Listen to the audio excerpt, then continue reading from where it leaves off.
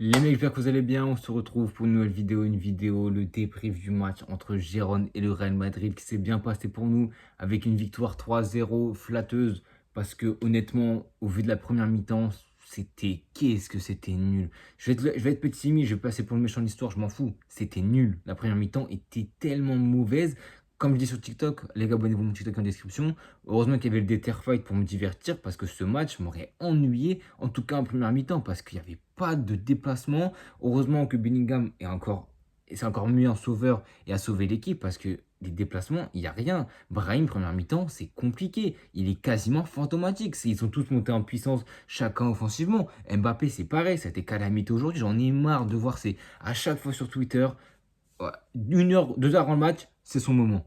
Est-ce qu'il va commencer à briller? Minimum doublé pour lui aujourd'hui. Arrêtez, c'est bon. Il est nul, il est mauvais, il n'y arrivera pas pour l'instant au Real Madrid. Il lui faut du temps, il faut arrêter de lui mettre la pression. Pour moi, je le dis même si elle a marqué aujourd'hui, pour moi, je le dis, il faut qu'il aille sur le banc, il faut qu'il pose son esprit, il faut qu'il se détache de tout ça et qu'il se concentre que sur le football parce qu'on le voit qu'il n'est pas dedans, honnêtement.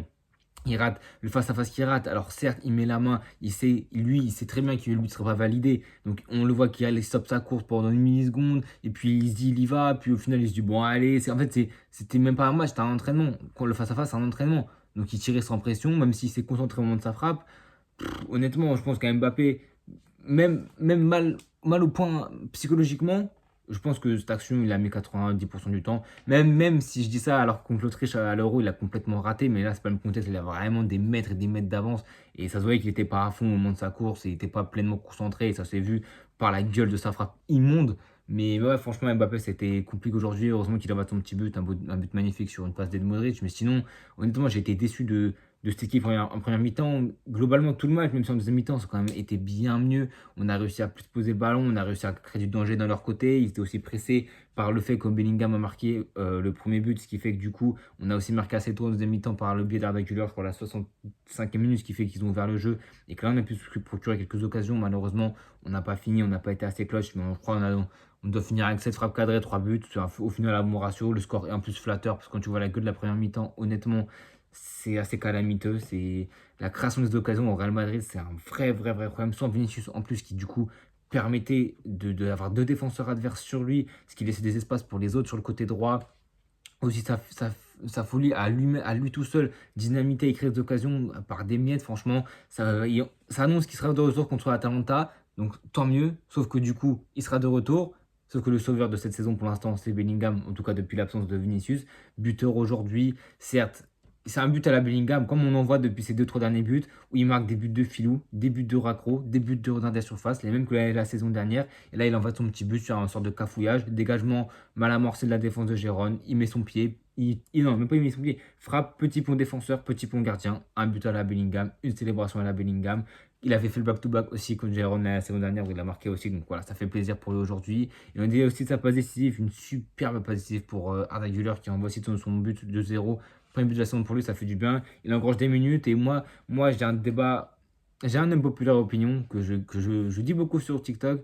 Donc les gars, n'hésitez pas à vous abonner. C'est que pour moi, Brahim et Arda Güler, les deux ensemble titulaires, pour moi, honnêtement, je pense que ça marchera quasiment pas. Honnêtement, les fois où ils ont été titulaires, les deux alignés, même où un seul aligné, ça a rarement été très concluant. Je vois que beaucoup de personnes les veulent voir jouer, et c'est normal. Dans un match comme ça, évidemment que moi aussi, je veux que les deux soient titulaires. En plus, sachant que Vinicius n'est pas là, que Rodrigo n'est pas là, donc offensivement, on est un peu tout nu. Donc il faut bien mettre les jeunes, il faut mettre les joueurs qui ont aussi du bagage et qui ont de la qualité technique. Je dis pas, ils sont fins techniquement, mais il manque un truc. Moi, je trouve qu'il manque un truc dans leur jeu. Il manque de maturité. Certes, à la rigueur, à la finition, il a été très clutch aujourd'hui et c'est une qualité qui nous montre de jour en jour. La saison dernière, sur quelques frappes à chaque fois, il tirait, cadré, but à chaque fois. Donc, à rigueur, il a ce truc. Mais Brahim, sa saison est assez compliquée au Real Madrid pour l'instant. Honnêtement, hein, peut-être que je suis méchant avec lui, mais je ne l'ai pas trouvé qu'il était très transcendant. Certes, il fait une grosse frappe à un moment donné. Gazaniga, il sort une vraie parade. Mais je sais pas, Brahim, je le sens pas pleinement dedans. Arda Güler, je sens qu'il pas qu'il a plus envie, mais je sens que voilà, énergétiquement, il est là pour faire les ressources défensives. Brahim aussi est là, mais il est là pour essayer de descendre bas, pour toucher des ballons, pour repasser par la défense. Donc, ouais, peut-être que c'est une vision pas bonne que j'ai, mais en tout cas, moi, c'est ce qui me vient en pensant à Arda Güler et à Brahim, les deux titulaires ensemble. Quand Rodrigo, Vinicius sera de retour, je pense pas que ce soit la bonne solution. Après, je suis pas Ancelotti, donc bon. Et quand tu vois la gestion de Hendrix qui ont, je crois, 23-0, il attend la 80e ou la 75e pour le faire rentrer. Honnêtement, j'ai beaucoup de mal à comprendre la gestion d'Ancelotti par rapport à Hendrix. On a vu qu'il a fait rentrer le petit Yanez de la Castilla pendant 5-6 minutes. Donc voilà, un petit jeune de 17 ans, attaquant du centre de formation. Donc bon, est-ce qu'il compte en faire quelque chose? Je pense pas avec tout le bagage offensif qu'il y a, mais bon, c'est bien de penser à ça. Donc on peut au moins le montrer ce mérite à Ancelotti. En tout cas, Bellingham, je vous parlais de Bellingham qui a fait un match énorme. Encore une fois, il a été très très bon aujourd'hui, mais malheureusement, il s'est blessé. Donc je venais à Vinicius qui allait revenir contre Atalanta. Bellingham s'est blessé, ça avait l'air. C'est musculaire, est-ce que c'est un claquage? Est-ce que je sais pas honnêtement, est-ce que c'est grave? On sait pas, on sait que les blessures comme ça paraît pas grand-chose, quand c'est tout, ça se fait tout seul, mais au final, ça part souvent pour une semaine, 2 semaines. Le match contre Atalanta est très important, il arrive mardi.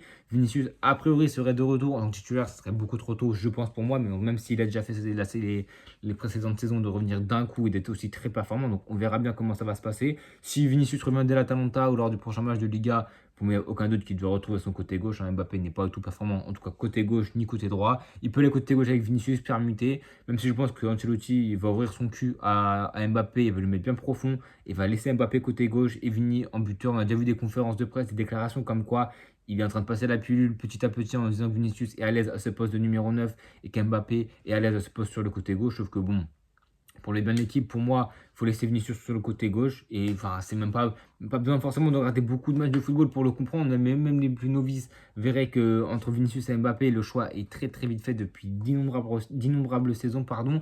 Donc ouais, Vinicius sera de retour. Bellingham absent, en tout cas pour une durée de limitée de je ne sais combien de temps. On n'a toujours pas Kamavinga. On a Fernand Mendy qui s'est aussi pété. Ça va être compliqué. Fran Garcia à côté gauche. On a vu contre Liverpool que c'était. Non, contre Atletico Bilbao que c'était très mal passé. Là, on va voir contre l'Atalanta, ça va faire très mal. Tu as un CDK qui est en forme. Tu as Lookman. Franchement, tu as beaucoup de qualité. Tu as Ederson. Tu as beaucoup de qualité chez cette équipe de l'Atalanta qui n'a pas perdu depuis septembre, je crois. Qui est premier de Serie A, égalité de points, je crois, avec Naples. Qui est en Ligue des Champions. A pas perdu. Bref, il n'a pas perdu un match. Et franchement, l'Atalanta, c'est une équipe qui est vraiment très intéressante. Gasperini, il fait un beau travail à cette équipe. Cette équipe est alléchante. Et franchement, ils ont fait des recrues pertinentes. Donc, ouais. Atalanta, c'est une équipe, même si on les a affrontés, on a gagné en Super Coupe de l'UEFA, c'était clairement pas fameux. Les débuts d'Mbappé n'étaient pas non plus horribles, honnêtement, pour ce match, même si ça avait bien combiné, il avait marqué en plus. Donc, ouais, on avait gagné ce match, mais est-ce qu'on mérite? Je pense pas. Même si cette saison, est-ce qu'on mérite beaucoup de gagner certains matchs? Honnêtement, quand tu vois le début de saison, la Sociedad, je me rappelle de ce match qui nous a tous choqués. Ils ont touché 4 fois la barre, on mérite pas. Le match contre Amandé, je crois que c'est le meilleur début de saison, ou Las Palmas, il me semble. Voilà, il y a beaucoup de matchs où dans le jeu, on n'est pas bon, la tactique, on la comprend pas, les joueurs ne se comprennent pas non plus, ne comprennent pas forcément la tactique, mais le Real Madrid n'a jamais eu vraiment de tactique pure et dure. Ça joue à l'instinct, ça joue aux qualités individuelles des joueurs, à la fantaisie des joueurs. Et c'est ce qu'on a vu quand Bellingham marque, quand Arda Güler marque, l'équipe adverse qui veut jouer bloc bas entre guillemets, qui veut essayer de défendre, profiter des contres, et ben ils sont obligés de se découvrir. Et c'est là que tu exploites tout le plein potentiel des offensives, que ce soit les Bellingham, que ce soit les Mbappé, que ce soit les Brahim, soit les Güler, etc. Donc ouais, aussi le retour notifié de Tchouaméni qui a relégué Asensio sur le banc. Il était là en tant que défenseur central, il a été excellent Tchouaméni honnêtement. En tout cas, en tant que défenseur central, ça me conforte plus dans l'idée encore plus dans l'idée que ce joueur, en tant que milieu récupérateur, où il est bon, en tant que défenseur, je pense que c'est vraiment son poste, c'est vraiment sa vocation. Donc on verra comment Ancelotti va gérer le turnover entre lui, Asensio, s'il compte mettre dans le milieu de terrain. On va voir honnêtement comment il va profiler ça, mais Tchouaméni a fait un bon match aujourd'hui, il a trouvé de bonnes passes, donc c'est pas souvent qu'il fait des bons matchs, et là il faut le souligner, hein. Je suis pas du tout un hater de Tchouaméni, même si j'aime pas forcément son jeu et ses qualités. Il a fait un bon match aujourd'hui, correct, Rudiger pareil, Courtois il a rien pris, il a fait des grosses parades, il a encaissé que 3, 4, 5 frappes cadrées, donc franchement il a été bon aujourd'hui. Fernand Mendy, ça a été assez correct de son côté, même si bon, il y a de la qualité en face d'un Gérone, mais offensivement ça manquait un peu de fantaisie pour essayer de déranger nos latéraux qui ont été assez sereins, qui n'ont pas forcément été passés. Et je ne me souviens pas de grosses incursions, même s'il y a eu à un moment donné, je crois que c'est le latéral gauche. Les recentrants, à Jérôme nous ont fait un peu de mal, mais sinon, dans l'ensemble, on n'a pas été trop inquiétés. Ça a été un match de Liga.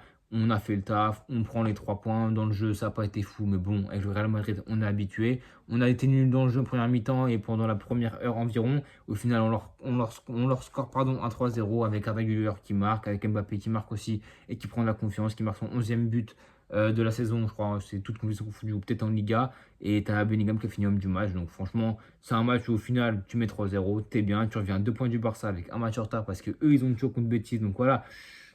Ils font des faux pas. On a fait les cons en perdant contre l'Athletic Bilbao 2-0, non 2-1, non 2-1 il me semble. Donc à un moment donné, le Barça va te faire des cadeaux, mais va pas te faire des cadeaux non plus toute la saison. Donc pendant qu'ils en font, faut qu'on profite de ces cadeaux-là. On a 2 points de retard avec un match en retard, donc on peut possiblement prendre un point si on bat Valence lors du 2 janvier, il me semble. La saison est encore longue, il reste encore beaucoup de matchs. Même si là, tu sens que ça commence à être compliqué dans les jambes, il y a beaucoup de blessés. Là, je te refais Alaba, mais s'il y avait une blessure. Alaba, Carvaral, Militao, oui, bah oui, comment je peux oublier, Militao, Kamavinga, tu as Vinicius, tu as, je suis sûr j'en oublie d'autres, mais t'as beaucoup de joueurs et c'est des joueurs qui sont fondamentaux dans cette équipe, qui sont un peu les pierres angulaires, les joueurs très très importants de cette équipe. Là, on va aller à domicile contre l'Atalanta avec un milieu potentiellement Modric, Ceballos, Bellingham. Honnêtement, je pense qu'on va se faire complètement bouffer dans ce milieu de terrain et c'est pour ça que je pense que quand Ancelotti, ça va partir sur un 4-4-2 avec Asensio défenseur central avec Rudiger, à gauche Ferland Mendy parce que Fran Garcia pardon, à droite, je pense qu'il pourrait peut-être mettre Valverde ou je pense qu'il va mettre Valverde. Milieu central, je pense que s'il fait comme ça, du coup, il va mettre Modric, Ceballos, Tchouaméni et Bellingham. Et puis l'attaque, je pense que ça va être du Mbappé. Et peut-être Vinicius et retour, mais je pense vraiment pas. Donc Mbappé et peut-être un Brahim, pourquoi pas. En tout cas, on verra ce qu'Ancelotti va décider, les gars. Donnez-moi vos tops et vos flops en commentaire. Moi, les tops, c'est clairement Bellingham qui est au-dessus de la mêlée depuis le début de saison. Il est très, très, très, très fort. Il fait les efforts. Il est très concentré. Il est concerné. Évidemment qu'on a vu la vidéo dans un autre angle où il voit que Mbappé croque, mais bon, chaque joueur de football a fait ça dans sa carrière, même nous en amateur, on a déjà râlé sur des coéquipiers, mais ça ne les empêche pas ensuite de le serrer dans ses bras quand il marque. En plus, non, c'est pas lui qui fait pas décider, mais voilà, c'est tout un groupe, donc moi, je ne m'inquiète pas forcément pour cette saison, pour moi, elle n'est pas non plus, pas forcément une saison de reconstruction, mais bon, tu dois faire sans Kroos, sans Carvajal, tu as énormément de blessures, tu as un effectif qui est assez mal construit, je trouve, dans certaines zones du terrain, donc ouais.